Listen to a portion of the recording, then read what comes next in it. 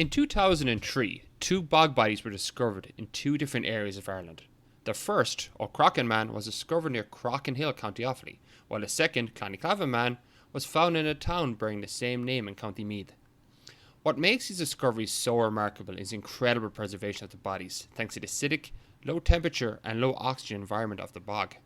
In fact, the bodies were so well preserved that even their diets were able to be identified. There were many remarkable similarities between the two.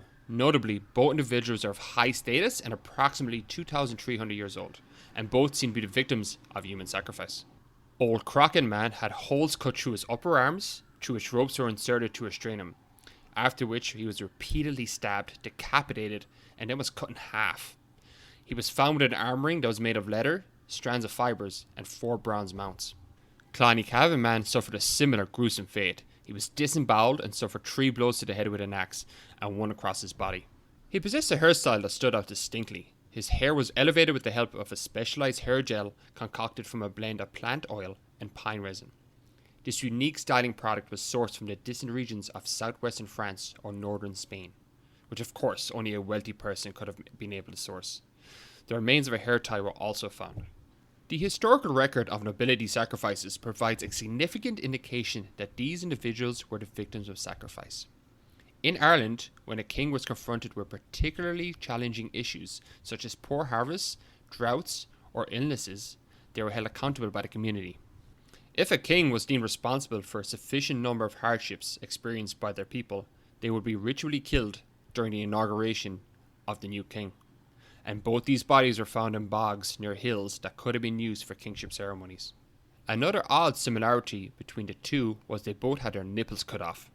Which brings us to the odd requirement one needs to meet in order to be an ancient Irish king. Nipples. Ireland had a strange ritual where sucking on a person's nipples was a sign of submission or loyalty. As noted in St. Patrick's Confessio, he refused to suck on the nipples of a sailor on whose ship he was sailing when escaping Ireland.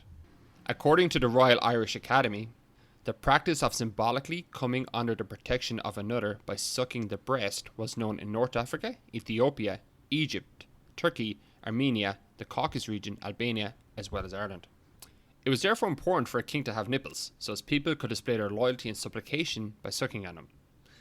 As explained by Ned Kelly, keeper of antiquities at the National Museum of Ireland, sucking a king's nipples was a gesture of submission in ancient Ireland. Cutting them would have made him incapable of kingship in this world or the next. By using a range of methods to kill the victim, the ancient Irish sacrificed to the goddess in all her forms. The manner of death is peculiar to the ritual killings of kings. It means that a king was being decommissioned. So, there you have it. No nipples and no crown. I hope you enjoyed this first ever episode of The Odd Historian. If you did, please do all the usual YouTube things, like the video, and subscribe if you would like to learn more weird and wonderful history. See you next time.